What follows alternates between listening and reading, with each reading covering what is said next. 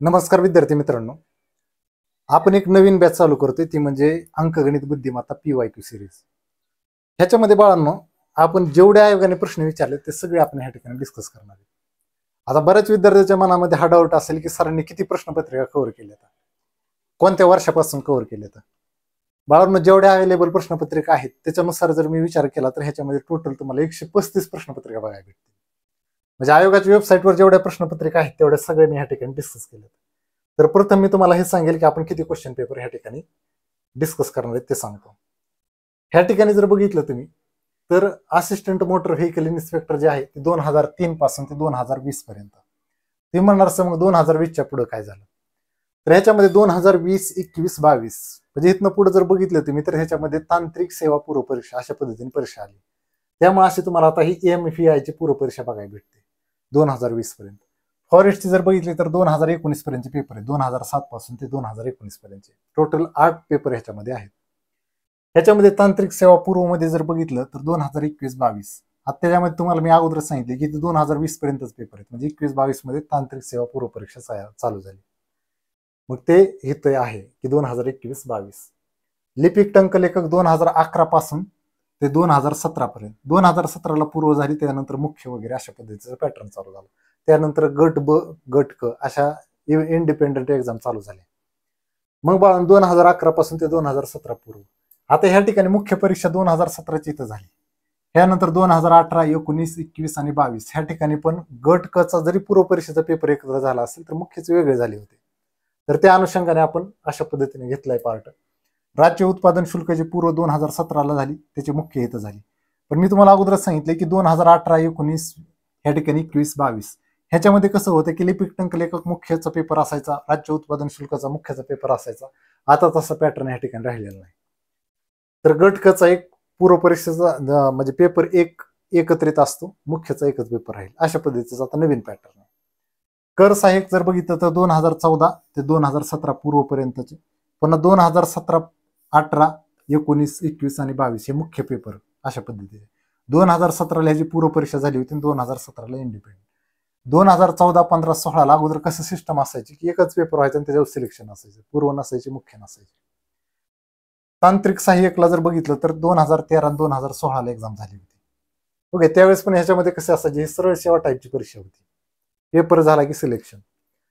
तांत्रिक सहाय्यक मुख्य. आता ह्याच्यामध्ये काय झालं की 2021ला ह्याची मुख्य परीक्षा झाली, म्हणजे वेगवेगळे पेपर व्हायचे. पूर्व वेगळी असायची, मुख्य वेगळी. गट क चा पूर्व आणि गट क चा मुख्य अशा पद्धतीचं पार्ट, त्यामध्ये तांत्रिक सहाय्यक मुख्य. उद्योग निरीक्षकचे 2021 ते 2022. ESO पूर्वचे 2009 पासून ते 2016 पर्यंतचे पेपर ह्याच्यामध्ये कव्हर आहेत.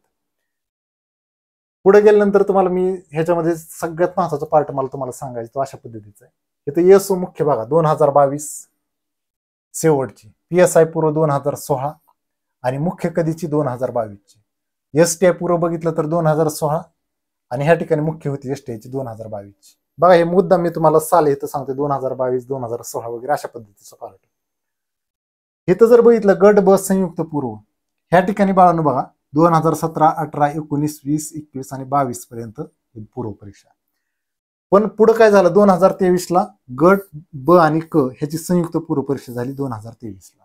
आलं लक्षात, गट ब आणि गट क असे एकच पेपर ह्या ठिकाणी 2023 पासून आहे.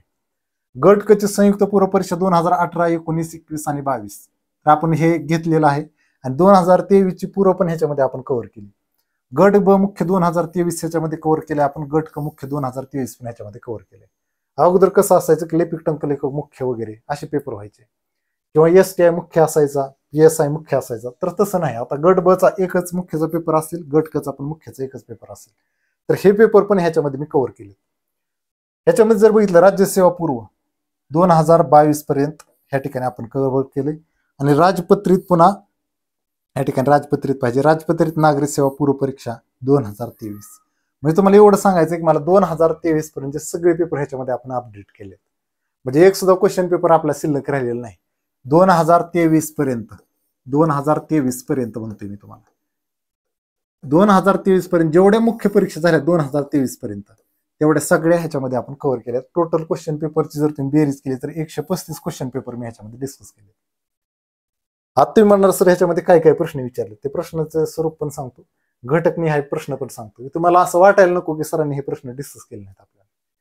ह्याच्यामध्ये जर बघितलं कसोट्याचे 18 प्रश्न विचारले आणि तुम्हाला वाटत असेल कसोट्या खूप सिंपल विचारतात. 2023च्या पेपरमध्ये विचारलेली कसोटी बघा, 22च्या कसोटी म्हणजे कसोट्याचे प्रश्न जे विचारण्याचे टेक्निक आहे ते खूप भारी आहेत. तर 273ची कसोटी त्यांनी विचारली. म्हणजे आपल्याला असं वाटतं की कसोटी आपल्याला जमत नाही का, भाकर आपल्याला एवढा जमत नाही का, पण विचारलेले प्रश्न आहेत बाळा त्याच्यामध्ये, खूप चांगले प्रश्न आहेत. मूळ संख्येवर पण तुम्हाला बरेच प्रश्न बघायला भेटतील, खूप चांगले प्रश्न पण ह्याच्यामध्ये विचारलेत. 6 आहेत. 2 प्रश्न एकक स्थानच्या अंकावर विचारलेत. मला प्रकर्षाने तुम्हाला हे सांगायचं की ह्या ठिकाणी एकक स्थानच्या अंकाचे 2 प्रश्न आहेत बाळांनो, पण पुढे जाऊन ह्याच्यावर आणखी खूप चांगल्या क्वालिटीचे प्रश्न विचारले, कारण पोलीस भरती सारख्या परीक्षेला ह्याच्यावर प्रश्न विचारतात. त्यामुळे ह्याच्यावर मी जास्त क्वेश्चन घेतलेत आणि असं अजिबात गरीब धरायचं नाही. ह्याच्यामध्ये 2च प्रश्न सरांनी एक्सप्लेन केले असतील, अजिबात नाही. ह्याच्यामध्ये कमीत कमी मी 20+ प्रश्न ह्याच्यामध्ये एक्सप्लेन केले बाळांनो. एखाद्या टॉपिकमध्ये खूप चांगले प्रश्न असतील आणि त्या ठिकाणी तिथं कमी प्रश्न विचारले असतील, मी थोडेसे प्रश्न जास्त घेतलेत, कारण मला वाटतं की त्याच्यावर प्रश्न विचारले जाऊ शकतात भविष्यात. ह्या ठिकाणी संख्या पद्धती ह्याच्यावर 16 प्रश्न विचारलेत. सिम्प्लिफिकेशनवर खूप महत्वाचा पार्ट आहे ह्याच्यामध्ये बघा, 161 प्रश्न विचारलेत आतापर्यंत, 161. बोर्ड मास ह्याच्यामध्ये फक्त एवढं लक्षात ठेवा, ह्याच्यामध्ये मी जास्तीत जास्त प्रश्न घेतलेत डिव्हिजन, मल्टिप्लिकेशन, ऍडिशन आणि सबट्रॅक्शन. ह्या 4च क्रियेवर आधारित प्रश्न मी ह्याच्यामध्ये घेतलेत. ते 34 प्रश्न येतात, बेरीज, वजाबाकी, गुणाकार, भागाकार ह्याच्यावर. आणि राहिलेले जे ब्रॅकेट वगैरेच्या गोष्टी आहेत त्या सिम्प्लिफिकेशन मध्ये मी डिस्कस केले. आता या ठिकाणी पायाभूत संकल्पनेवरचे काही प्रश्न आहेत जे कुठल्या टॉपिक मध्ये टाकायचे हे लक्षात आले नाही, ते मी एक सेपरेट टॉपिक बनवला की बेसिक म्हणून, अशा पद्धतीचा पार्ट बनवला. स्थानिक किमतीवरचे 2 प्रश्न आहेत. आता हे आउटडेटेड झालाय टॉपिक, तो काही विचारला जाणार नाही, तरी पण मी ते प्रश्न डिस्कस केले. त्याच्यात 7-8-10 प्रश्न एक्सप्लेन केले. घातांकावरचे 67 आणि हा टॉपिक खूप IMP पार्ट आहे बाळांनो. जे क्लर्कचा अभ्यास करतात का नाही बाळांनो, क्लर्कचा अभ्यास करतात त्यांनी हा टॉपिक करायलाच पाहिजे. मी सांगेल तुम्हाला ज्या टॉपिकच्या वेळेस सांगून टाकेल. समीकरणाचे बघा, आता समीकरणाचे बेसिक रूलवर 8 प्रश्न आहेत. समीकरण किती इम्पॉर्टंट आहे बघा. 1 व्हेरिएबल जर समीकरणाचा विचार केला तर त्याच्यावर 44 प्रश्न येतात. समीकरणावरच क्वाड्रेटिक इक्वेशन असेल म्हणजे वर्ग समीकरण, त्याचे 21 प्रश्न आहेत. 2 व्हेरिएबल असले म्हणजे ए आणि बी समजा, किंवा एक्स आणि वाय असे 2 चलपद असतील तर असे 43 प्रश्न त्याच्यामध्ये विचारले. समजा 2 पेक्षा जास्त म्हणजे कधी कधी 3 चलपद येतात, कधी कधी 4 येतात, कधी 5 येतात, 6 सुद्धा येतात. मग अशा वेळेस त्याच्यावर 26 प्रश्न विचारलेत आयोगाने. म्हणजे समीकरण हा जो पार्ट आहे बाळा, तो आपल्या दृष्टीने खूप IMP पार्ट आहे समीकरण. पुढे मी सांगेल तुम्हाला की एक प्रश्न असे विचारलेत की आपण कल्पना केलेली नसते. कधी कधी सेटवर सुद्धा प्रश्न विचारलाय, संचावर. आपल्याला विचार आणि कधीच विचारलं नाही त्याच्या अगोदर. म्हणजे फॉरेस्टला खूप जुन्या काळात प्रश्न विचारायचे संचावर, आणि ह्या 2022-23च्या परीक्षेमध्ये त्या संचावर आधारित प्रश्न बघायला भेटणार आहे. तर समीकरणाचे इतर काही प्रश्न येतात ते इथं घेतलेत मी, 9 प्रश्न विचारले. म्हणजे समीकरण टॉपिक जर बघितला तर तुम्हाला असं लक्षात येईल की ह्याच्यावर भरपूर सारे प्रश्न विचारले आणि ते सगळे प्रश्न मी ह्या टॉपिकमध्ये आपण डिस्कस करणार. सगळे प्रश्न जेवढे दिसतात ना तुम्हाला ते सगळे आपण त्या टॉपिकमध्ये डिस्कस केले. आणि सांगण्याचं आणखी एक पुढची गोष्ट मला तुम्हाला सांगायची ती म्हणजे काय, आपल्याला वाटत असेल की सरांनी फक्त प्रश्न डिस्कस केले असतील तर मनातून अगोदर ही गैरसमज काढून टाका. मी काय केलंय बाळांनो, अगोदर ह्याच्यामध्ये संकल्पना डिस्कस केल्या. संकल्पना मी तुम्हाला पुढे पण सांगेल संकल्पना कशा पद्धतीने काय ते संकल्पना, आणि मग त्याच्यामध्ये PYQ, आणि पुन्हा मी त्याच्यामध्ये काय केले बाळांनो, एक्स्ट्रा क्वेश्चन घेतले. एक्स्ट्रा क्वेश्चन म्हणजे काही टॉपिकवर समजा 2च प्रश्न असतील तर मी थोडेसे जास्त प्रश्न घेतलेत, कारण मला वाटतं की त्याच्यामध्ये जास्त प्रश्न डिस्कस करणं गरजेचं आहे. तर आपण अगोदर टॉपिकचं बघू. मी सांगतोय तुम्हाला प्रश्नाची संख्या किती येते, मग तुमच्या लक्षात येईल की बॅचमध्ये एवढे प्रश्न डिस्कस होणार आहेत. सूत्र आधारित प्रश्न जर बघितले तर ह्याच्यामध्ये 27 प्रश्न आयोगाने विचारले. या ठिकाणी लसावी आणि मसावीवर आधारित प्रश्न बघितले तर 41 प्रश्न आयोगाने विचारले. ते सगळे मी डिस्कस केले तर बॅचमध्ये.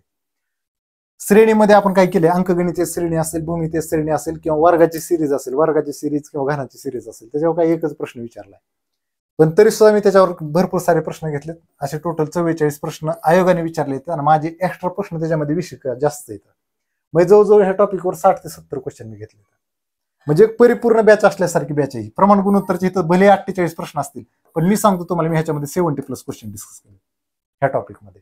कारण मला तुम्हाला थेअरी सांगणं गरजेचं आहे बाळांनो. फक्त क्वेश्चन एक्सप्लेन करणं ह्याच्यावरून तुम्हाला कधीच संकल्पना क्लिअर होऊ शकत नाही. भागीदारी हे तर 9 क्वेश्चन आहेत, कारण ह्याच्यामध्ये एकच सूत्र आहे. एका सूत्राने ही सगळी 9च्या 9 गणितं सुटतात. त्यामुळे ह्या टॉपिकवर जास्त प्रश्न घेण्याची गरज नाही. ज्या टॉपिकला खरंच प्रश्नाची गरज आहे ते मी त्या ठिकाणी एक्सप्लेन केले तर तुम्हाला खूप चांगल्या पद्धतीने लक्षात येईल. वयवारीचे 68 प्रश्न मी ह्या ठिकाणी डिस्कस केले तर एवढे प्रश्न घेतले तुमच्या सगळ्याच संकल्पना क्लिअर होतात. रिपिटेशन खूप आहे ह्या टॉपिकमध्ये, तुमच्या लक्षात येईल. प्रश्नाची मांडणी पण अशा पद्धतीने केली मी, एका खाली एक प्रश्न आले. पुढे मी सांगेल तुम्हाला ते सरासरीचे बघितले तर 64 प्रश्न एवढेच मी डिस्कस केले ह्याच्यामध्ये. समव्यस्त चलनामध्ये 26च गरजेचे होते एक्सप्लेन करणं, ते घेतले त्याच्यामध्ये. आता काम काळचे 27 प्रश्न. बरेच जणांचं असं कन्फ्युजन असतं काम काळ आणि समव्यस्त चलन एकच टॉपिक आहेत. नाही, ते सम आणि व्यस्त चलन टॉपिक वेगळाच घेतला पाहिजे. असं जर तुम्ही ह्याच्यामध्ये बघितलं तर टोटल 53 क्वेश्चन येतं. काही नाहीतर काही पुस्तकामध्ये बघता तुम्ही की ते काम काळवर 53 प्रश्न आहेत. नाही राजांनो, त्यामुळे मी इथं सेपरेशन केलंय की समव्यस्त चलनाचे वेगळे असले पाहिजेत आणि कामकाळचे वेगळे असले पाहिजेत. कारण समव्यस्त चलन कुठं वापरतात, कसं वापरतात हे आपल्या लक्षात आलं पाहिजे. नळ पाण्याची टाकी 7च प्रश्न मी ह्याच्यामध्ये डिस्कस केले. त्याचं कारण असं आहे बाळांनो, ह्याच्यामध्ये एकच सूत्र आहे. ज्याच्यामध्ये एकच सूत्र आहे त्या ठिकाणी बाळांनो मी जास्त प्रश्न एक्सप्लेन केलेले नाही. वेगवेगळ्या अंतरचे 74 प्रश्न आहेत, तर 74चे 74 एक्सप्लेन केलेत. आगगाडीचे 17 आहेत, तर 17 एक्सप्लेन केलेत. प्रवाह आणि बोट ह्याच्यामध्ये मी जास्त प्रश्न एक्सप्लेन केलेत, कारण ह्याच्यामध्ये 2 प्रश्न आहेत, म्हणजे पुढे विचारले जाऊ शकतात, म्हणून जास्त प्रश्न तिथे एक्सप्लेन केलेत. शेकडेवारीचे 104 प्रश्न आहेत. नफा तोटाचे 42 प्रश्न आहेत. मिश्रण आणि भेसळ येते, ह्याच्यामध्ये पण मी जास्त प्रश्न एक्सप्लेन केले. सरळ व्याजावरचे 16 प्रश्न आहेत बाळांना, पण ह्याच्यामध्ये मी आणखी काही एक्स्ट्रा प्रश्न डिस्कस केलेत. चक्रवाढ व्याजावरचे पण एक्स्ट्रा प्रश्न डिस्कस केलेत. भूमितीचे 63, द्विमितीय भूमिती 2 डायमेन्शनल म्हणतात, ह्याला 2D म्हणतात, पण या ठिकाणी असेल तो 3D पार्ट असेल. ह्याच्यामध्ये क्षेत्रफळ आणि परिमितीचा पार्ट येतो, आणि त्रिमितीयमध्ये काही घनफळ वगैरे अशा स्वरूपाचा पार्ट. ते 52 प्रश्न. ह्या बेसिक संकल्पना भूमिती, द्विमितीय भूमिती आणि त्रिमितीय भूमिती ह्याच्यामध्ये फरक आहे. ह्या प्रॉपर्टी असतात. ह्याच्यामध्ये क्षेत्रफळ आणि हे परिमिती आणि क्षेत्रफळ असेल, तर ह्याच्यामध्ये काय असेल, घनफळ वगैरे अशा स्वरूपाची संकल्पना असेल, आणि पृष्ठफळ असेल म्हणजे सरफेस एरिया, अशा संकल्पना ह्याच्यामध्ये असतात. DI मध्ये डेटा इंटरप्रिटेशन वेगवेगळे चार्ट दिलेले असतील, वृत्तालेख वगैरे दिलेले असतील, बार ग्राफ दिलेले असतील, असा सगळा पार्ट त्याच्यामध्ये आहे. 65 क्वेश्चन. रिमाइंडर थिअरम हा एक पार्ट खूप IMP पार्ट आहे बाळांनो. ह्याच्यावर प्रश्न खूप चांगले प्रश्न विचारलेत, मी तुम्हाला हे दाखवेल पण पुढे. खूप भारी पार्ट आहे. ह्याच्यामध्ये SSC वगैरे अशा परीक्षेला अशा स्वरूपाचे प्रश्न विचारतात, पण आतापर्यंत ह्याच्यावर 8 प्रश्न विचारले. प्रोबॅबिलिटी आणि परम्युटेशन कॉम्बिनेशन ह्याच्यावरचे 32 प्रश्न विचारलेत. कदाचित तुम्हाला सगळे 32च्या 32 कोणी सोडून देणार नाही, पण मी देणार आहे ते. त्रिकोणमितीचे जर बघितले तर 47 प्रश्न आहेत. आता ह्याच्यामध्ये जर तुम्ही बघितलं सेट थिअरीवरचे 17 प्रश्न आहेत, म्हणजे संचावर आधारित प्रश्न आहेत. तुम्ही म्हणणार की संचावर आधारित प्रश्न घेण्याची गरज आहे का सर? फॉरेस्टच्या काळात जास्त विचारायचे, फॉरेस्टची एक्झाम व्हायच्या जुन्या काळात, त्यावेळेस खूप असायचे 2014च्या पॅटर्न पर्यंत. पण बाळांनो 2014 नंतर पुन्हा मात्र ह्याच्यावर कमी प्रश्न विचारण्यात आले. पण आता सध्या मी असं बघितलंय लेटेस्ट पॅटर्न मध्ये एक प्रश्न मी ह्याच्यावर संचावर आधारित बघितलाय, आणि प्रश्न खूप सिंपल आहे. पण जर तुम्हाला त्या सिम्बॉलचा अर्थ माहित, ज्याला सिम्बॉलचा अर्थ कळतो त्याला हा प्रश्न सहज सुटतो. त्यामुळे मला असं वाटतं की मी तो टॉपिक थोडासा एक्सप्लेन करणं गरजेचं आहे. ह्या ठिकाणी स्टॅटिस्टिक्सचा पार्ट, तर त्याच्यावर 30 प्रश्न विचारलेत. आता हा पार्ट सिलेबसमध्ये स्पष्टपणे मेन्शन आहे, म्हणजे ह्याच्यावर आपल्याला जास्त फोकस करायचा आहे, तर ह्याच्यावर ते मी जास्त क्वेश्चन घेणार आहे.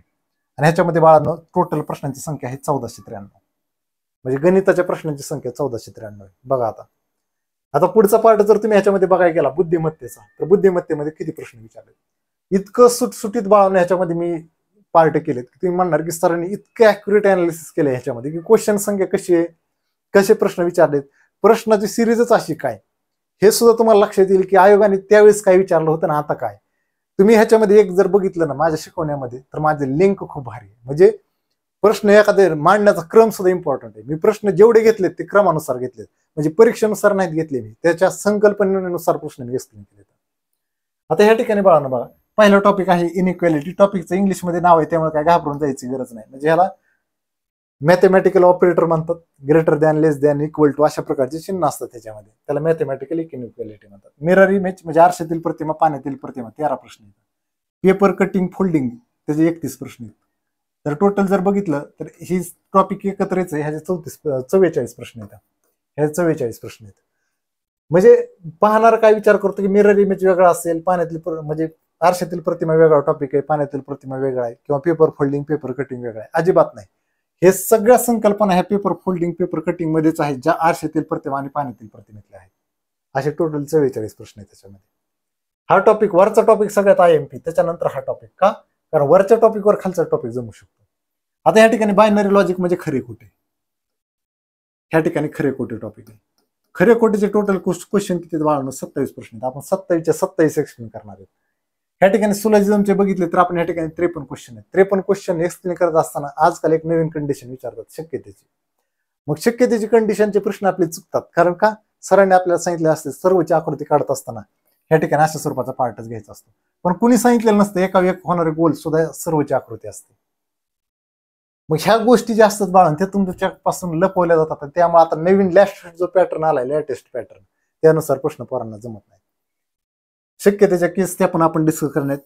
क्यूब म्हणजे ह्याच्यामध्ये फक्त काय विरुद्ध बाजूला कोणता अंक आहे वगैरे अशा स्वरूपाचा पार्ट, त्याच्यावर पूर्ण ठोकळा आपण कट करणारे, फोल्डिंग करणारे, आणि काही प्रश्न मी जे तुम्हाला सांगणार ते कोणच तुम्हाला एक्सप्लेन करून देणार नाही, फक्त मी ते सांगणार आहे. आणि त्याचे 2 प्रश्न असे आहेत बाळांनो की जे तुम्हाला पुण्यामध्ये कुठलाच मास्तर सांगणार ते फक्त तुम्हाला एवढं सांगतील की कल्पना करा. पण कल्पना करून प्रश्न सुटत नसतात राजांनो. ठोकळा कसा फिरवायचा, डोळ्यासमोर ठोकळा फिरत असतो का कधी राजांनो? कधीच नाही. पण मी तुम्हाला जसा ठोकळा तुम्ही इथं थिअरीनुसार मांडणारे तसंच प्रॅक्टिकल लाईफमध्ये ठोकळा करून टाकला तरी सुद्धा तसंच पद्धतीचा ठोकळा दिसणार आहे. हे पण मी ह्या टॉपिकमध्ये सांगणार आहे तुम्हाला. पुढचा पार्ट आहे कलर्ड क्यूब. आता ह्याच्यामध्ये ठोकळा कट करायला केलेला असेल, म्हणजे समजा एखादा ठोकळा दिला असेल, त्याचे आपल्याला काय करायचे बाळांनो, तुकडे करायचे. तुकडे केल्यानंतर 1 पृष्ठभाग रंगवलेले ठोकळे किती, 2 पृष्ठभाग रंगवलेले ठोकळे किती, 3 पृष्ठभाग रंगवलेले ठोकळे किती, अशा स्वरूपाचा पार्ट ह्याच्यामध्ये आहे. ह्याचे फक्त 4 प्रश्न आतापर्यंत आयोगाने विचारले. त्यातला पण एक प्रश्न चुकीचाच आहे, ते पण तुमच्या लक्षात येईल. कॅलेंडरचं जर बघितलं तर टोटल 80 प्रश्न आहेत, म्हणजे कॅलेंडर टॉपिक आपल्या दृष्टीने खूपच आयएमपी टॉपिक दिसतोय. डॉट सिच्युएशनचे 6 प्रश्न आहेत. आता मी जर तुम्ही माझी बॅच बघितली तर 2019ला वगैरे 20ला मी रेकॉर्डिंग केली तरी सुद्धा त्याच्यातले प्रश्न आता ह्यावेळेस विचारले. आता ह्या ठिकाणी मिसिंग नंबर, आता ह्याच्यामध्ये मिसिंग नंबर आणि पुढे तुम्हाला दिसेल कुठंतरी या ठिकाणी एक सिक्वेन्स कम्प्लिशन. मिसिंग नंबर म्हणजे काय असेल तर ह्याच्यामध्ये आपण काय केलं माहिती का, missing number, missing alpha numeric आणि कॅरेक्टर. म्हणजे कॅरेक्टर कुठले असतील की अल्फाबेट असतील, ह्याच्यामध्ये फक्त अल्फाबेट ABCD वगैरे अशा स्वरूपाचे अक्षर असतील. तर असं ह्या मिसिंग टॉपिकचे पुन्हा आपण 3 पार्ट केलेत. 142, 19 आणि 22 क्वेश्चन आहेत असे.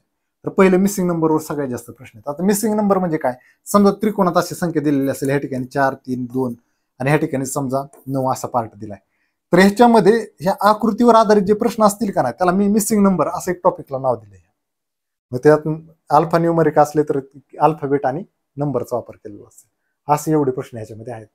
आता ह्याच्यामध्ये पण सेट थेअरी खूप भारी पार्ट आहे बाळांनो. ही संच आणि मागचा जी संच आहे ह्याच्यामध्ये सेमच आहे तो टॉपिक, पण मी हा टॉपिक मुद्दाम बुद्धिमत्तेमध्ये घेतलाय. हा टॉपिक मी मुद्दाम बुद्धिमत्ते घेतलाय कारण बऱ्याच जणाला हे प्रश्न बुद्धिमत्तेच्या पुस्तकामध्ये बघायला भेटतात, त्यामुळे विद्यार्थ्यांसाठी मी सोपं केलंय. हा टॉपिक इतका आयएमपी टॉपिक आहे, इतका आयएमपी टॉपिक आहे, तुमच्या लक्षात येईल की हा टॉपिक किती भारी येते. ह्याला सूत्रावर जायचं नाही बाळांनो. ह्याची मी जी थिअरी तुम्हाला सांगणार ती थिअरी इतकी भारी आहे ती म्हणणार सर कधीच सूत्र वापरायची गरज लागणार नाही, तुमची भीती निघून जाणार आहे. 2 सेटवरचे 12 प्रश्न येतात, 2 सेटवरचेच पर्सेंटेजचे 9 क्वेश्चन आहेत. 3 सेट जर दिले असले, 3 सेट म्हणजे कसे अशा स्वरूपाचे 3 सेट, ह्याचे किती क्वेश्चन दिलेत तुम्हाला, 13 क्वेश्चन दिलेत. 3 सेटचे पुन्हा ह्याच्यामध्ये पर्सेंटेजचा वापर केला असेल तर 0 क्वेश्चन आहेत त्याच्यावर.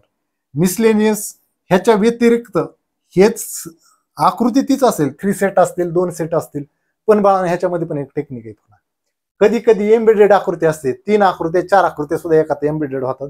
असे 2 प्रश्न ह्याच्यामध्ये आयोगाने खूप खतरनाक प्रश्न विचारलेत आणि ते प्रश्न पण तुम्हाला कोणी सोडून देणार नाही. मी जे प्रश्न तुम्हाला सांगणार आहे ना बॅचमध्ये ते प्रश्न तुम्हाला कुठल्या पुस्तकात बघायला भेटणार नाही, कुठल्या मास्तरच्या नोट्समध्ये बघायला भेटणार नाही. मी तुम्हाला जे तुम्हाला इथं सांगणार आहे हे प्रश्न तुम्हाला कुठं बघायला भेटणार नाही. तुम्ही प्रामाणिकपणे जाऊन चेक करायचे ते प्रश्न तुम्हाला कुठे सोडून भेटतात आणि कुठेही जाऊन विचारायचं, ते तुम्हाला क्वेश्चन कुठंच बघायला भेटणार नाही. वेन डायग्रामचे पण ह्याच्यामध्ये अशा स्वरूपाचा पार्ट येतं, 21 प्रश्न येतं आणि ह्या ठिकाणी 27 प्रश्न येतात. ह्याच्यामध्ये पण मी पार्टिशन केलंय. तुमच्या लक्षात येईल एखादी आकृती दिली असेल त्या आकृतीमध्ये असे नंबर दिलेले असतात, वर्तुळ, त्रिकोण वगैरे अशा स्वरूपाचे पार्ट ह्या ठिकाणी नंबर वगैरे दिलेले असतात. ओके, हा जो पार्ट आहे तो वेन डायग्राम बी मध्ये घेतलाय. त्याच्यानंतर समजा अशा स्वरूपाच्या आकृत्या दिल्या असतील, ओके, तर असे सेपरेट ज्यावेळेस आकृती दिलेले असतात त्या आकृतीवर प्रश्न नसतात, तर एखाद्या म्हणजे तुम्हाला शब्दरचना दिलेली असते, शब्दरचनेनुसार ह्यातली एक्झॅक्ट आकृती तुम्हाला निवडायची असते. तर त्यासाठी मी टाईप सी बनवलाय आपण ह्या ठिकाणी वेन डायग्रामचा टाईप सी. पण हा पार्ट मी कधी शिकवणार, ज्यावेळेस तुम्हाला मी सिलॉजिझम टॉपिक शिकवणार आहे, म्हणजे काही हत्ती बगळे आहेत, काही बगळे घोडे आहेत वगैरे अशा स्वरूपाचा पार्ट. ते सिलॉजिझम टॉपिक शिकवल्यानंतरच मी तुम्हाला हा पार्ट शिकवणार आहे. आता रँकिंग मध्ये 1 लाईन सिटिंग. आता रँकिंग म्हणजे काय, एखाद्या रांगेतील स्थान वगैरे असेल तर, आणि ह्याच्यामध्येच मी काय केलं, एका रांगेतील बैठक व्यवस्था ती पण मी ह्याच्यामध्ये डिस्कस केली, म्हणजे 1 लाईन सिटिंग ह्याच्यामध्येच मी घेतली. 62 क्वेश्चन. आता डायरेक्शनचे किती, दिशेवरचे 91 क्वेश्चन आहेत, 91चे 91 मी डिस्कस करणार आहे. ह्या ठिकाणी कोडिंग डिकोडिंगचे 13 क्वेश्चन आहेत, त्याच्यामध्ये type A, type B, type C. तुमच्या लक्षात येईल की हे का असं इतकं टाईप केलेत सरांनी, कारण ज्यावेळेस परीक्षेमध्ये तुम्हाला परीक्षेत प्रश्न फेस करायला जाणार आहे, लगेच तुम्हाला क्लिक झालं पाहिजे टाईप ए वरचा प्रश्न आहे, टाईप बी वरचा प्रश्न आहे, टाईप सी वरचा प्रश्न आहे, टाईप डी वरचा प्रश्न आहे. असे एवढे प्रश्न आपण ह्याच्यामध्ये डिस्कस करणार. जवळजवळ 200 सव्वा 200 प्रश्न त्याच्यामध्ये आहेत. ब्लड रिलेशनचे 116 प्रश्न आहेत, नातेसंबंधाचे 116. म्हणजे हा टॉपिक किती महत्वाचा आहे बघा. ब्लड रिलेशन टॉपिक जमायलाच पाहिजे नातेसंबंध. आता आकृत्यांची संख्या मोजणे, त्रिकोण मोजणे, चौकोन मोजणे, पण ह्याच्यामध्ये पण काही शिक्षक तुम्हाला सांगतात की याचं सूत्र वापरायचं, ह्याला असं सूत्र आहे तसं सूत्र आहे, पण ह्याच्यामध्ये एक खूप मोठी थिअरी आहे. तुम्हाला ते सूत्र आधारित प्रश्न नाहीत विचारत की सूत्र वापरलं आलं उत्तर, असं नाही. तर तुम्हाला एकात एक एम्बेडेड आकृत्या करून देतात आणि त्याच्यानुसार तुम्हाला प्रश्न सोडवायचा असतो. आपण पण याच्यामध्ये 30 पेक्षा जास्त प्रश्न सोडू. हे 29 दिले त्यापेक्षा आपण जास्त सोडू. घड्याळ जे आहे, घड्याळाचे प्रत्येक टाईप वाईज आपण घेणार आहे. ह्याच्यामध्ये 45 क्वेश्चन दिलेत, आपण 45 पेक्षा जास्त डिस्कस करणार आहे. रिपीटेड सिक्वेन्सचे 13 क्वेश्चन आहेत. काही वेळेस सिक्वेन्स रिपीट दिलेले असतात, काही अक्षर मिसिंग असतात, त्याचे आपल्याला तुकडे करायचे आणि त्यानुसार तुम्हाला लॉजिक लावायचे रिकाम्या जागेमध्ये कुठले लेटर असतील. कम्प्लीट सिक्वेन्शन मध्ये पण मी पुन्हा पार्ट केलेत बघा. नंबर, अल्फाबेट, अल्फा न्यूमरिक आणि फिगर. म्हणजे एक सिरीज दिलेली असेल, त्यामध्ये पुढची येणारी आकृती काय असेल किंवा पुढे येणारा नंबर काय असेल, एखादा अल्फा न्यूमरिक कोड असेल, म्हणजे अक्षर आणि संख्या यांचं कॉम्बिनेशन किंवा फक्त संख्येचं कॉम्बिनेशन, असं याच्यामध्ये आपण 4 टाईप केले. डायग्राम प्रोसेसिंग हा पार्ट एक खूप IMP पार्ट आहे. मी सांगेल तुम्हाला ह्याच्यामध्ये काय. एखादी आकृती दिली असेल, त्या आकृतीमध्ये तुम्हाला लॉजिक ओळखायचं, ह्याच्यामध्ये मी काय क्रिया केली, म्हणजे त्या डायग्रामवर काय प्रोसेस केली, त्या चित्रावर काय प्रक्रिया केली आणि त्याच्यानुसार पुढे जी आकृती दिली असेल त्याच्यावर तुम्हाला काय प्रोसेस करायची जी मागच्या आकृतीमध्ये केली. आणि हा पार्ट खूप IMP वाढ. मला वाटतं की मॅक्झिमम क्वेश्चन ह्याच्यावर तुम्हाला भविष्यामध्ये बघायला भेटतील. मी सांगेल त्या टॉपिकचं खूप इम्पॉर्टन्स आहे, त्यामुळे हा पार्ट येत आहे. ह्याच्यामध्ये पझलमध्ये पण मी खूप भारी पार्ट केले. तर पझलमध्ये जर सर्क्युलर सिटिंग असेल तर ह्या ठिकाणी 22 क्वेश्चन आहेत. टेब्युलर फॉर्म वरचे काही क्वेश्चन आहेत 29. हे 2 टाईप खूप IMP बघा. 2 लाईन सिटिंग हे पण पार्ट खूप महत्वाचे, 6 क्वेश्चन आहेत ह्याच्यावर. दोरी कापणे वगैरे हा पार्ट जास्त इम्पॉर्टंट नाही. आता पायांची संख्या ही पण IMP आहे, कारण ते प्रत्येक परीक्षेत असतात. चूक बरोबर प्रश्न हे पण इक्वेशनच्या सहाय्याने पण तुम्ही हे प्रश्न सोडवणार आहेत, त्यामुळे इक्वेशन टॉपिक तुम्हाला बघायचं आहे. समीकरण ह्या ठिकाणी हस्तांदोलनावर पण प्रश्न विचारलेत 6, हा पण महत्वाचा आहे. मिसलेनियस 92 क्वेश्चन आहेत आणि हे पण आपण डिस्कस करणार आहे. म्हणजे ह्याच्यामध्ये 92 क्वेश्चन डिस्कस करण्यामागचं एक कारण आहे, त्यामधून तुम्हाला एक आयडिया डेव्हलप होईल. ह्याच्यामध्ये बाळांनो विहिरीतील कीटकावर एक प्रश्न दिलेले असतात, ते पण आपण बघणार आहे कशा पद्धतीचे प्रश्न, त्याचे 2 क्वेश्चन आहेत. सेंटेन्स अजम्पशन म्हणजे विधान आणि गृहीतके. आता ह्याच्यामध्ये 156 क्वेश्चन आहेत, ते तुमच्या बुद्धीला वाव देणारे क्वेश्चन आहेत. तर 156 पैकी जेवढे मला जास्त इम्पॉर्टंट वाटतात, मी तरी ह्याच्यातले 100च्या आसपास प्रश्न एक्सप्लेन करेल, 100+. कारण ह्याच्यामध्ये जास्त लॉजिक सांगता येत नाही, शेवटी तुमच्या बुद्धीचा पार्ट येतो. आता या ठिकाणी कोरिलेशन म्हणजे काय दिलेलं असतं बाळांनो, पहिल्या 2 पदामध्ये जो संबंध असतो तोच पुढच्या 2 पदामध्ये संबंध असतो. असे प्रश्न जे आहेत हे अल्फा न्यूमरिक, अल्फाबेट, फिगर, पुन्हा GK वर आधारित असतात, काही जनरल नॉलेजवर, काही नंबरवर आधारित असतात. असे हे प्रश्न आहेत. विसंगत घटक ओळखायचे, त्याच्यामध्ये पण वेगळे पार्ट केलेत, अल्फाबेट, फिगर, GK आणि नंबर, ते पण आपण याच्यामध्ये असे वेगवेगळे पार्टिशन केले. ते समोर क्वेश्चन लिहिलेच. तुलनात्मक प्रश्न असलं की A हा B पेक्षा मोठा आहे, B हा C पेक्षा मोठा आहे वगैरे, अशा स्वरूपाचे पार्ट म्हणजे तुलना केलेली असते. कुठली म्हणजे लहान मोठेपणा असू द्या, वजनाच्या स्वरूपात असू द्या, संख्येच्या स्वरूपात असू द्या, ते लहान मोठेपणाचे प्रश्न 44 आहेत.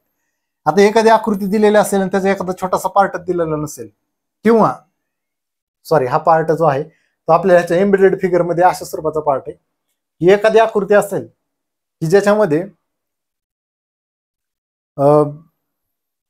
समजा एखाद्या आकृतीचा एक पूर्ण पार्ट न देता एक छोटासा पार्ट देतात, म्हणजे कट केलेला पार्ट असतो. आपल्याला ओळखायचं असेल त्याच्यामध्ये कुठला पार्ट त्या ठिकाणी बसू शकतो, त्याला मी एम्बेडेड फिगर असा पार्ट दिला. तर ह्या टॉपिकवर 8च प्रश्न विचारलेत, जास्त इतकं इम्पॉर्टंट नाही, कारण ह्याच्यावरचे प्रश्न बघितले तर तुम्हाला सहज सुटून जातील. 8च प्रश्न आहेत, म्हणजे टॉपिक किती महत्वाचा आहे बाळा. लॉजिकल नंबरचे ह्याचे 2च प्रश्न आहेत बाळांनो. हा टॉपिक पण जास्त काही इतका महत्वाचा नाही. हे कलर करायच्या फिगर ते पण 2च प्रश्न विचारले, ते पण RSA ग्राउंड मधले प्रश्न आहेत बाळा, त्यामुळे हे तर काही नवीन आता जास्त विचारणार नाहीत. कसं करायचं ते पण मी तुम्हाला सांगेन. काही असेच 28 प्रश्न असेच की जे कुठल्या टॉपिक मध्ये बसत नाहीत, त्याला मिसलेनियस मी नाव दिले. मशीन इनपुट आउटपुट हा टॉपिक बँकिंगचा आहे. आयोगाने ह्याच्यावर 4 प्रश्न विचारले, ते पण राज्यसेवेला विचारलेत, गट ब गट कला विचारलेले नाही. डिसिजन मेकिंग जो पार्ट आहे तो राज्यसेवेचा पार्ट आहे, त्याचे 57 प्रश्न, असे टोटल 2118 प्रश्न आहेत बाळांना. 2118. मग तुम्ही जर बघितलं तर ह्या ठिकाणी 1493 मागचे 1493 आणि ह्या ठिकाणी 2118, 21च पकडा किंवा ह्याच्यातलं 2107च पकडा, तर ह्या ठिकाणी 7 3 10 0 हातच्याला 1, 9 1 10 0 हातच्याला 1. तर या ठिकाणी जवळजवळ तुम्हाला या ठिकाणी आपण 3600 प्रश्न डिस्कस करणार. आलं लक्षात बाळांनो? मला पुढचा पार्ट हे सांगायचं आहे तुम्हाला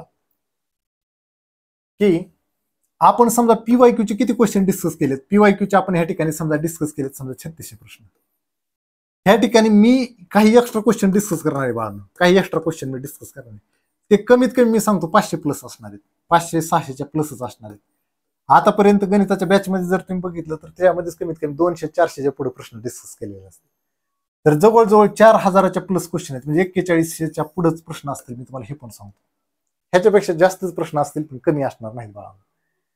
तर एवढे प्रश्न आपल्याला बॅचमध्ये एक्सप्लेन करायचे. ते म्हणणार मग PYQ एक्स्ट्रा प्रश्न तुम्ही डिस्कस केले असेल, पण ह्याची थिअरी काय? तर ह्याच्यामध्ये बाळांनो ह्या बॅचचं वैशिष्ट्य असं की ह्याच्यामध्ये सगळ्यात महत्त्वाचा पार्ट तुम्हाला सांगणार आहे तो म्हणजे संकल्पना.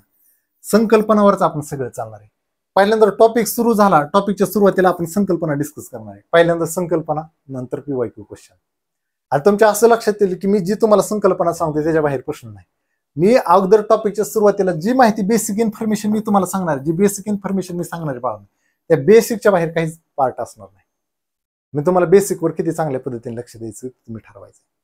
तुम्ही सिम्प्लिफिकेशन टॉपिक बघितलं तर सिम्प्लिफिकेशनवर कमीत कमी मी 100च्या आसपास प्रश्न नवीन घेतले, म्हणजे एक्स्ट्रा क्वेश्चन मी घेतले. त्याच्यामध्ये 4-5 टॉपिकमध्ये तुमचे 300-400 प्रश्न मी डिस्कस केले जास्त, कारण मला असं वाटतं की ते टॉपिक तुम्हाला जमायला पाहिजे. तर अशा स्वरूपाचा हा पार्ट असेल. आता मी तुम्हाला एक सहज संकल्पना मला सांगायची. समजा सरासरी वेगाचं अशा स्वरूपाचं सूत्र असतं.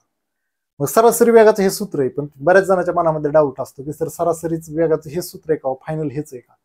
ह्या सूत्राला लिमिटेशन आहे. काय असतं बाळांनो, एखाद्या ठिकाणी जायचं आणि परत त्याच ठिकाणी माघारी यायचं असेल त्याच वेळेस हे सूत्र वापरता येतं. ज्यावेळेस एखाद्या ठिकाणी जायचंय आणि त्याच ठिकाणी परत माघारी यायचंय त्यावेळेस सरासरी वेगाचं सूत्र हे असतं 2v1v2 भागिले v1 अधिक v2. तुम्ही म्हणणार हे पाठ करणार का? तर आपण हे सूत्र कसं येतंय हे सुद्धा आपण डिस्कस करणार आहे. पहिल्यांदा माझा पार्ट हा असतो की हे सूत्र कशा पद्धतीने बनतं, आलं लक्षात? कारण सरासरी वेगाचं जर एक ऍक्च्युअल मध्ये सूत्र बघितलं, सरासरी वेग, तर या ठिकाणी सरासरी वेगाचं सूत्र हे असतं बाळांनो, एकूण अंतर, या ठिकाणी असतं एकूण अंतर भागिले एकूण वेळ, अशा स्वरूपाचं सूत्र. आणि ह्या सूत्रावरून हे सूत्र बनतं. आणि ते कसं बनतं, काय बनतं ते आपण बघणार. मग ह्या सूत्राचा वापर करून, म्हणजे असे सरासरी वेग असेल किंवा हे सूत्र असेल, ह्याचा उपयोग पुन्हा बोर्ड स्ट्रीम मध्ये येतो. पुन्हा तुमच्या तिथे लक्षात येतं की कशा पद्धतीने सरांनी काढले. वेगवेगळे अंतर टॉपिक आहे तोच पुढे बोर्ड स्ट्रीम मध्ये येतो. मग पहिल्यांदा मी टॉपिक एक्सप्लेन करतो तो म्हणजे वेगवेगळं अंतर, त्याच्यानंतर आगगाडी, त्यानंतर प्रवाह बोट. तुमच्या लक्षात येईल की सिक्वेन्सच कसा आहे टॉपिकचा, असंच का शिकवतात सर? तर त्याच्यामधला सिक्वेन्स जास्त इम्पॉर्टंट असतं. हे सूत्र कसं येतंय ते सुद्धा आपण टॉपिक मध्ये बघणार आहे. म्हणजे संकल्पना सांगत असताना ते कसं वापरायचं आणि का वापरायचं. आता या ठिकाणी हे सूत्र आहे, हे कसं बनतं हे सुद्धा आपण याच्यामध्ये डिस्कस करणार आहे. आणि इतकं सिंपल आहे बाळा, तुमच्या लक्षात येईल का अरे हे सूत्र इतकं भारी ना, सरांनी खूप भारी पद्धतीने एक्सप्लेन केलं. कसं येतंय हा पार्ट मला सांगणं जास्त इम्पॉर्टंट आहे. मग आपली बॅच जी असेल ती संकल्पना ओरिएंटेड जास्त असेल, की मी अगोदर पहिल्यांदा तुम्हाला संकल्पना सांगणार, त्यानंतर मला वाटलं की ठीक आहे ह्या टॉपिकमध्ये आयोगाने खूप कमी प्रश्न विचारले, तर मला वाटतं की भविष्यामध्ये ह्याच्यामध्ये स्कोप आहे, तर त्याच्यावर मी जास्त प्रश्न एक्सप्लेन करणार आहे. जसं की रिमाइंडर थेरमवरचे काहीतरी मला वाटतं 16च क्वेश्चन होते, तर 16पेक्षा मी जास्त क्वेश्चन त्या ठिकाणी एक्सप्लेन करणार, कारण त्याच्यामध्ये युलर थेरम वगैरे आहेत की जे युलर थेरमवर प्रश्न विचारलेले. मग असे काही थेरम आहेत जे तुम्ही कधी वाचलेले नसतात आणि आयोग त्याच्यावर प्रश्न विचारते आणि आपल्याला वाटते की अरे मला तेवढा एक सुद्धा प्रश्न जमायला पाहिजे होता, तर तो प्रश्न पण तुम्हाला जमला पाहिजे ह्याची काळजी मी ह्या ठिकाणी पूर्णपणे घेणार आहे. तर अगोदर तुम्हाला फक्त एवढं लक्षात ठेवायचं बाळांनो की आपण कुठल्या पद्धतीने जातोय, आपला अप्रोच कुठला असला पाहिजे. तर मला असं वाटतं की आपला अप्रोच हा असला पाहिजे की PYQ क्वेश्चन सोडवायच्या अगोदर थेअरी आपल्याला चांगल्या पद्धतीने कळाली पाहिजे. जोपर्यंत थेअरी जमत नाही बाळांनो तोपर्यंत काहीच जमू शकत नाही. त्यामुळे मी बेसिक पार्ट पण त्याच पद्धतीने घेतलाय की ज्या पद्धतीने पुढचे ऍडव्हान्स टॉपिक आहेत ते तुम्हाला जमले पाहिजे. त्यामुळे बेसिक पार्ट अगोदर व्यवस्थित करा, मग ऍडव्हान्स ऑटोमॅटिक तुम्हाला जमत जाईल. आता सगळ्यात महत्वाचा पार्ट, ह्याच्यामध्ये तुम्हाला हे जे काही ऍप्लिकेशन आहे आपलं भरारी अकॅडमी, ह्याच्यामध्ये हे सगळे लेक्चर काय होतील बघायला भेटतील. या अकॅडमीचा सिम्बॉल आहे, अकॅडमीच्या सिम्बॉलवर तुम्ही लक्ष येईल, तुम्ही भरारी अकॅडमी टाकलं की असा सिम्बॉल आला की ते ऍप्लिकेशन तुम्हाला डाउनलोड करायचं आहे. ह्याच्यामध्ये PYQ ची बॅच असेल. आता सगळ्यात इम्पॉर्टंट पार्ट, ह्याच्यामध्ये कसं असेल बॅचचं स्वरूप कसं असेल, तर बॅच असेल बाळांनो रेकॉर्डेड स्वरूपामध्ये. बॅच रेकॉर्डेड स्वरूपात असेल. तुम्हाला किती वेळेस हे लेक्चर बघता येतील, समजा एक ठराविक 3 महिने 4 महिने, त्या अशा पद्धतीने तुम्हाला डिस्काउंट नुसार त्याच्यामध्ये व्हॅलिडिटी असेल. तर ह्याच्यामध्ये हे सगळे लेक्चर असतील ते रेकॉर्डेड स्वरूपात असेल, तुम्ही कुठल्याही वेळेला हे बघू शकता. प्लस रेकॉर्डेड लेक्चर प्लस ह्याच्यामध्ये तुम्हाला आपण काय करणार आहे की PDF पण ह्याच्यामध्ये प्रोव्हाइड करणार आहे. PDF मध्ये तुम्ही रब काम करू शकता. ज्या PDF मध्ये तुम्हाला स्पेस पण दिला असेल काही PDF मध्ये, काहीच PDF मध्ये स्पेस दिला नसेल. मग काही विद्यार्थ्याला वाटत असेल की मला पीडीएफला खर्च जास्त होते, तर त्यामध्ये ज्याच्यामध्ये स्पेस नाही अशी पीडीएफ तुम्ही डाउनलोड करा आणि त्याच्यावर क्वेश्चन सोडवा, तरी सुद्धा चालते, काही प्रॉब्लेम नाही. तर असं एकंदरीत स्वरूप आहे बाळांनो. रेकॉर्डेड बॅच आहे, पीडीएफ असतील त्याच्यामध्ये, आणि सगळ्यात महत्वाचं म्हणजे मी संकल्पना एक्सप्लेन केल्या, फक्त क्वेश्चन एक्सप्लेन केलेले नाही. तुम्ही ठराविक टॉपिक बघा, युट्यूबला बघा, ऍप्लिकेशनमध्ये काही टॉपिकला अनलॉक असेल तर टॉपिक बघा, मग तुमच्या लक्षात येईल की सरांनी बॅच कशा पद्धतीने कव्हर केली. मी तुम्हाला गॅरंटेड सांगतो, हे बॅच बघितल्यानंतर तुम्हाला असं कॉन्फिडन्स येईल, ते म्हणणार सरांनी इतकं भारी एक्सप्लेन केलं की असं वाटतं गणित बुद्धिमत्तेला आउट ऑफ आउटच मार्क पडतील, इतक्या चांगल्या पद्धतीने घेतले. फक्त मी हवेत बोलत नाही, तुम्हाला हा दाखवलाय पार्ट की हा सूर्य हा जयद्रथ आहे. म्हणजे टोटल प्रश्न किती प्रश्न विचारले ते सगळे 135 क्वेश्चन पेपर मध्ये तुम्ही नंतर मला दाखवा की सर हा प्रश्न तुमच्याकडून राहिला घ्यायचा. आणि काही प्रश्न चुकीचे आहेत बाळांनो, ते चुकलेले प्रश्न पण कसे चुकलेत हे पण मी त्याच्यामध्ये सांगितलंय. ठीक आहे, तर तुम्ही ही बॅच व्यवस्थित करून घ्या. मी तुम्हाला गॅरंटी देतो 100% ह्या बॅचचा तुम्हाला फायदा होणार म्हणजे होणार. ठीक आहे, तर बॅच तुम्ही जॉईन करा, तुमच्या जास्तीत जास्त मित्रांना सांगा. तुम्ही जोपर्यंत तुम्ही अगोदर बघा आणि मग तुमच्या मित्रांना सांगा. अगोदर तुमचा विश्वास बसला पाहिजे, नाहीतर तुमचा विश्वास नाही बसला तर तुमच्या मित्रांचा बसणार नाही. बॅच बघून घ्या तुम्ही, तुम्हाला 100% फायदा होणार ह्याची गॅरंटी माझी असेल. ठीक आहे, थांबवा.